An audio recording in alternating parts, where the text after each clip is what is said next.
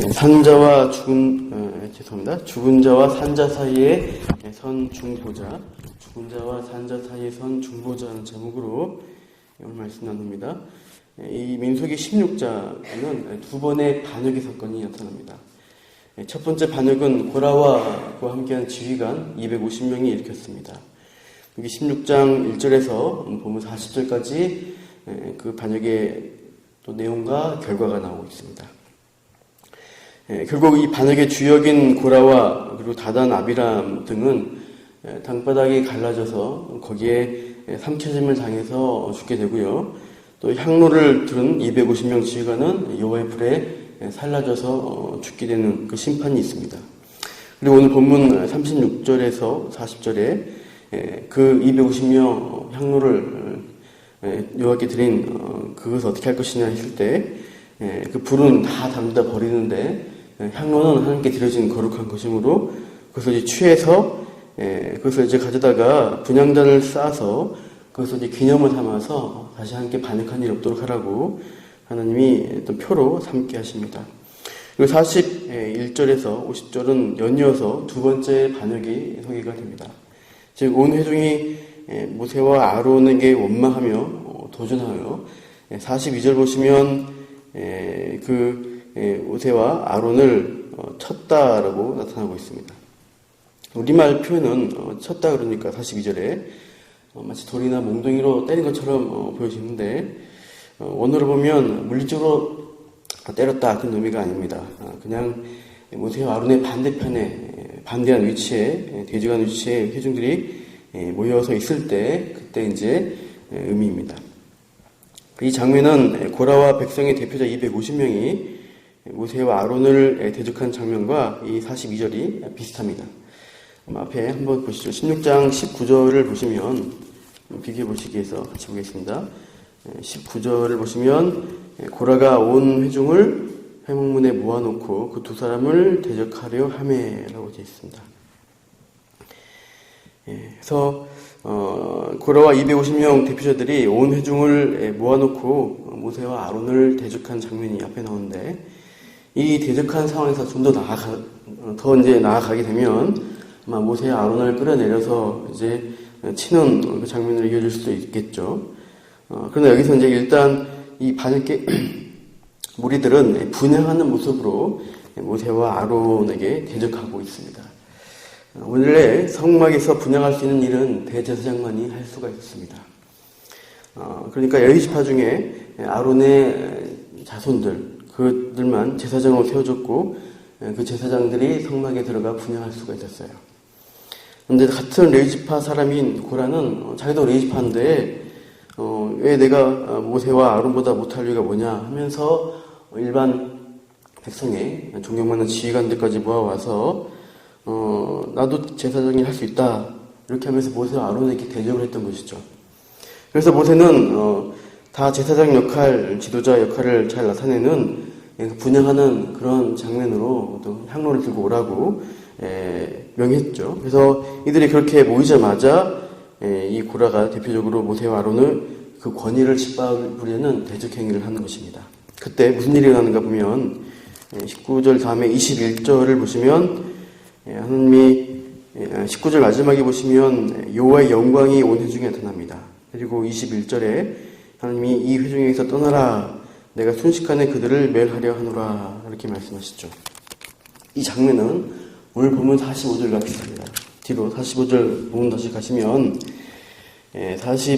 먼저 42절을 보시면 회중이 모여서 모세와 아론을 대적할 때 칠 때 해막에서 어떻게 됩니까? 여호와의 영광이 42절에 마지막에 나타나고 있습니다. 그리고 45절을 보시면 너희는 이 회중에게서 떠나라 내가 순식간에 그들을 멸하려 하노라 말씀하시는 똑같은 장면이 나옵니다. 역시 같은 심판의 말씀이 이어지는데 모세와 아론을 백성의 지도자와 제사장으로 하나님이 세우시고 정했습니다. 그런데 어떻게 보면 가까운 일가에 속하는 레위지파인 고라가 나도 레위인이다 나는 왜 못하냐 이렇게 하는 것이고 250명의 일반 백성의 지휘관들도 나도 할 수 있는데 왜 못하냐 이러면서 모세의 권위에 지도자의 권위에 도전을 했습니다. 그러니까 이 반역의 핵심은 누가 더 크냐는 다툼입니다. 다들 내가 더 크다, 내가 더 높은 자리에 오를 수 있는 사람이다 라고 나서는 그런 상황입니다. 이러한 태도는 우리가 신약에서 많이 본 태도입니다. 바로 예수님 옆에 있던 제자들끼리 끊임없이 다투었던 그 주제입니다. 예수님이 예루살렘에 가서 왕이 되신다 그러면 누가 예수님 옆자리에, 바로 옆자리에 앉을 것이냐, 누가 더 높은 자리에 갈 것이냐, 제자들끼리 서로 길 가면서 끊임없이 신경전을 벌였던 것이죠. 오늘 우리 시대도 마찬가지입니다. 누가 더 높은 자이냐, 누가 승자냐, 누가 왕이냐, 이거 가지고 서로들 많이들 다투고 먼저 위로 올라가려고 애쓰면서 살아가는 이 경쟁사회입니다. 우리가 그걸 살아가고 있죠. 그러나 우리 예수님은 높아지려고 하면은 낮은 자리, 섬기는 자의 자리로 가라고 말씀을 하셨죠. 하나님 나라 관점에서는 섬기는 자가 높은 자, 큰 자라고 말씀하셨습니다. 예수님은 가장 높으신 창조주 하나님이신데 가장 낮은 곳으로 오셔서 섬기는 자로 목숨을 내어주기까지 우리를 위해서 섬기셨던 그분의 삶을 우리가 보게 됩니다. 세상 나라 관점에서는 예수님이 비참한 인생 살다가 돌아가셨는데 하나님 나라 관점을 볼 때는 가장 위대한 일을 하신 일입니다. 그 예수님을 따라가야 합니다. 근데 우리 죄인들은 우리 안에서 끊임없이 높은 자리, 왕자리, 결국 하나님의 자리까지 찾으려는 반역한 아담의 죄를 반복하고 있는 것이에요. 내가 하나님처럼 되어서 세상을 탐하며 사람들 내 발 아래 두고 지배하고 싶다는 그 스스로 왕 되려고 하는, 하나님 되려고 하는 그 경향이 있습니다. 이런 죄성들이 폭발한 게 아마 이 구약에서는 고라 사건, 고라의 반역 사건이고 또 온 회중의 반역의 사건이라고 할 수 있어요. 그래서 하나님은 이 반역과 도전에 대해 매우 진노하시고 순식간에 멸하시겠다는 심판의 말씀을 하시고 있습니다. 결국 이 반역의 주동자들은 죽임을 당하게 됩니다. 정작 근데 하나님께 이 지도자의 권위를 부여받은 모세와 아론은 어떠한 태도를 보여주는가, 이것이 우리에게 교훈하는 바가 많습니다. 앞에 22절을 보시면, 잠깐요, 22절 보시면 그 두 사람이 어떻게 반응하는가 보면요, 그들이 순식간에 마지막에 보시면 앞에 그 두 사람이 엎드려서 하나님께 간구하는 내용들이 나오고 있습니다. 본문 45절 보셔도요, 45절에도 마지막에 이제 멸하겠다 하나님 명하시니까 45절 마지막에 그 두 사람이 또 엎드리고 있습니다. 모든 주권과 권위가 하나님께 있음을 인정하고 하나님께 완전히 엎드려서 모든 상황을 하나님께 의지하는 모습을 보여줍니다. 그리고 그들이 구하는 바들은 무엇이냐면 자기 대적하는 자들이지만 그들을 위해서, 백성들을 위해서 섬기는 기도의 모습을 보여주고 있습니다. 22절에서는 생명의 하나님이라고 부르면서 대표 한 사람의 범죄를 온 회중에게 돌리지 말아달라고 이스라엘 전체 공동체를 위해서 중보하고 있습니다.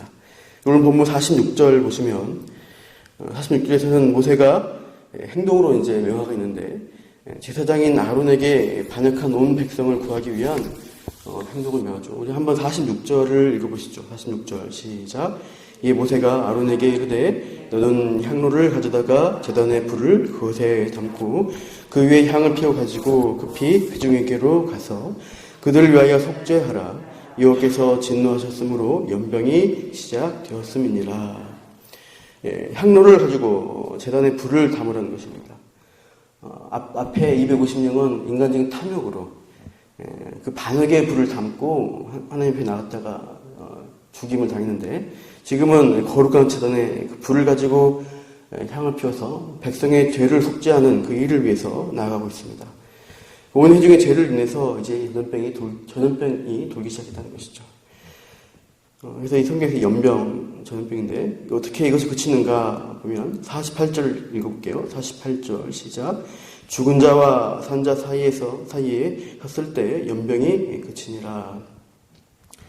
이 연병이 죽은 자, 산 자 사이에 아론이 속죄 일을 그 분향을 가지고 향을 가지고 나아갔을 때 그치게 됩니다. 급속한 전염병으로 이미 죽은 사람들이 막 부지기수로 발생하고 있습니다. 그러니까 49절에 14,700명 정도 이렇게 순식간에 죽기 시작합니다. 그리고 이제 남은 살아있는 사람들에게도 그 전염병이 퍼져나가는 그런 장면인데 이 아론은 이미 죽은 사람들로부터 살아있는 사람들에게 전되지 않도록 그 사이에 서가지고 백성의 죄를 담당하는 이 제사장이 온몸으로 맡고 있는 그 장면인 것이죠. 거룩한 불로 속죄의 분향을 피우면서 죽음을 맞고 서 있는 그 사명을 감당하는 제사장 아론의 모습에서 우리가 연상되는 분이 있습니다. 바로 우리의 대제사장이신 예수 그리스도를 우리가 떠올리게 됩니다. 죽음 앞에 놓인 백성을 살리시려고 자신의 온몸을 다 바쳐서 인류의 죄를 속죄하신 예수님의 십자가를 우리가 기억하게 돼요.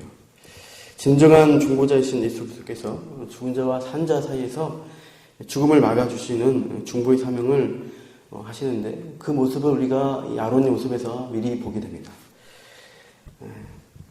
근데 이 아론이 중보하고 있는 이 죽어가는 자들이 방금까지는 어떤 사람들이었어요? 모세와 아론을 대적하면서 막 이제 공격했던, 반역했던 자들입니다. 인간적인 마음으로 그럴 수 있죠. 감히 나한테 반역해? 반역하면 어떻게 되는지 똑바로 보라고 하면서 백성들의 죽음을 당연시 여기거나 그냥 모른 척하고 반가워하지 않았던 것이죠. 46절 중간에 보시면 모세의 말에 어떻게 됩니까? 모세는 급히 회중에게로 가라고 명하고 있습니다. 47절에 아론은 어떻게 합니까? 회중을 향해서 달려나가고 있습니다. 이 모습에서 한 명이라도 더 살리려고 애쓰는 지도자의 모습, 또 섬기는 자의 모습을 우리가 발견하게 됩니다. 이게 참다운 하나님 나라의 지도자이며 권위를 가진 자의 태도라고 성경은 우리에게 가르쳐줍니다. 나에게 돌을 던지고 나를 힘들게 하는 누군가가 혹시 있습니까? 우리는 오히려 그 사람을 위해서 그 사람이 더 범죄하지 않도록, 망하지 않도록 중보자의 심정으로 기도해주고 그 사람을 기다려주고 섬겨야 합니다. 모세와 아론, 나아가 예수님이 죽은 자와 산 자 사이에서 온몸으로 그 생명을 구하려고 애를 쓴 것처럼 우리도 그 중보자의 모습을 닮아가야 하는 것이죠. 물론 유일한 중보자는 예수 그리스도이십니다. 그 예수님께로 우리는 사람들을 인도해야 합니다. 관계가 깨어진 많은 사람들, 하나님과 반역적인 관계에 서 있는 자들, 그 이웃들을 생명의 자리, 회복의 자리로 이끄시는 그 하나님 나라에 우리가 섬기는 지도자로서 오늘 하루도 살아가시고 앞으로 이렇게 이 복된 소식을 전하며 살아내시기를 축원합니다. 기도하겠습니다. 하나님, 오늘 우리가 끊임없이 하나님의 권위에 도전하고 반역하는 백성들을 보게 됩니다. 이들 앞에 하나님은 엄중한 심판을 보여주시면서 그럼에도 불구하고 그 지도자가 그 중보의 자리, 그 생명을 구한 자리에서 최선을 다하고 나아가는 그 모습들 앞에 우리 또한 이 시대에 하나님을 반역하고 떠나 있는 사람들 앞에 또 우리의 가족들과에 대해서 그 영혼을 우리의 생명처럼 담당하며 구원하기 위해서 애쓰는 섬기는 자로 이 시대를 살아가기 원합니다.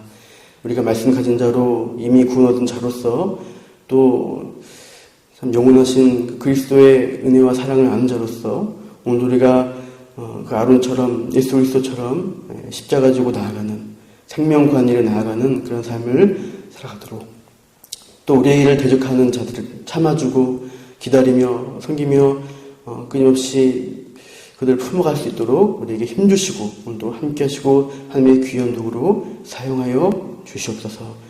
기도 가운데 역사하시길 구하며 이 모든 말씀 예수님 이름으로 기도합니다. 아멘.